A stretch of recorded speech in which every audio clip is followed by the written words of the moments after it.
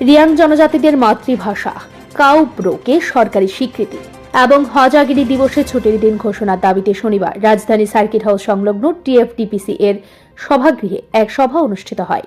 এই সভায় রিয়াং জনজাতি সম্প্রদায়ভুক্ত জনপ্রতিনিধি, শিল্পী, সাহিত্যিক, বুদ্ধিজীবী সহ বিভিন্ন শ্রেণীর মানুষ অংশ নেন।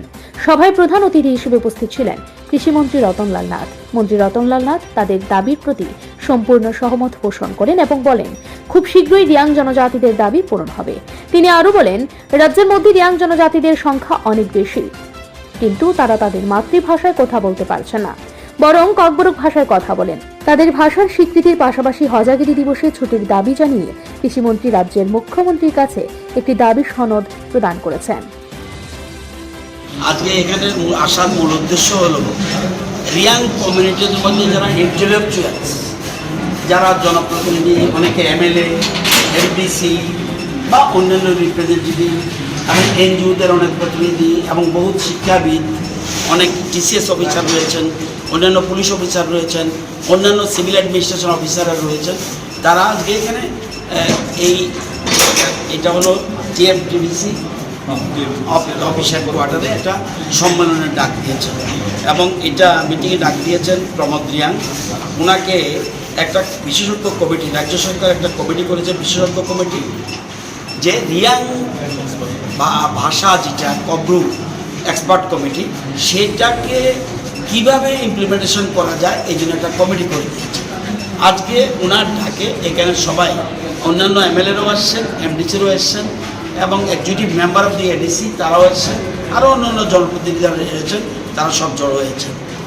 আমরা মনে রাখতে হবে, এরা ভাষাটাকে স্বীকৃতি চায়, কব্রু ভাষার স্বীকৃতি। আগে রিয়াংরা ত্রিপুরী, ত্রিপুরা, দেববর্মা, রিয়াং এরকম অনেক সম্প্রদায় যারা বিশেষ করে জমাতিয়া, নোয়াতিয়া, মুরাসিং, কলই, রূপিনী, উচুই, এরা ককবরক ভাষাতে কথা বলে, কিন্তু নিজের ভাষাকে সমৃদ্ধ করার জন্য তাদের অদম্য ইচ্ছা এবং এই কব্রু ভাষার স্বীকৃতি এবং সেকেন্ড হাইয়েস্ট 19টা সম্প্রদায়ের মধ্যে মানে জনজাতি, এর মধ্যে রিয়াং হল সেকেন্ড হাইয়েস্ট পপুলেশন। তো ওরা চাইছে কব্রু ভাষার যেন স্বীকৃতি।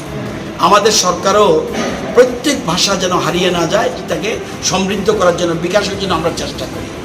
তো এবং দেশের প্রধানমন্ত্রীও চাইছে মাতৃভাষার যেন উপরে গুরুত্ব দেওয়া, যে কোনো শিক্ষাই হোক মাতৃভাষাটা মূলত মেইন জিনিস।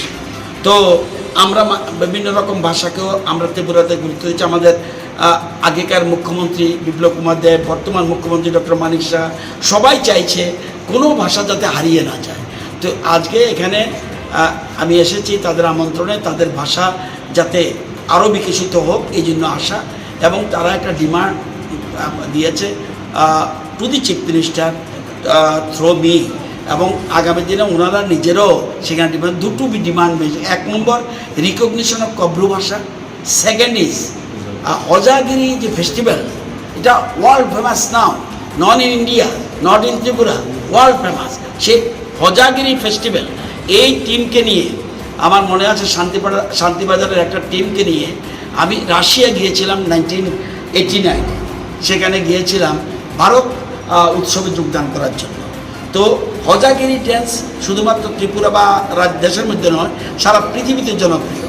এটা ওনারা চাইছেন, এটার জন্য এই দিন যেন একটা ছুটির দিন হয়, স্টেট হলিডে ডিক্লেয়ার করে, এডিসিতে অলরেডি ডিক্লেয়ার করা হয়েছে, এখানেও যেন করা হয়, এটা একটা ডিমান্ড।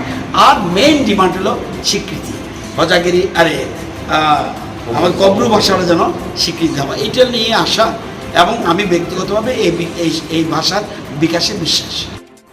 এদিনের সভায় উপস্থিত ছিলেন রিয়াং জনজাতিদের এমএলএ, এমডিসি, বিভিন্ন স্তরের সরকারি কর্মচারী এবং পুলিশ অফিসাররা।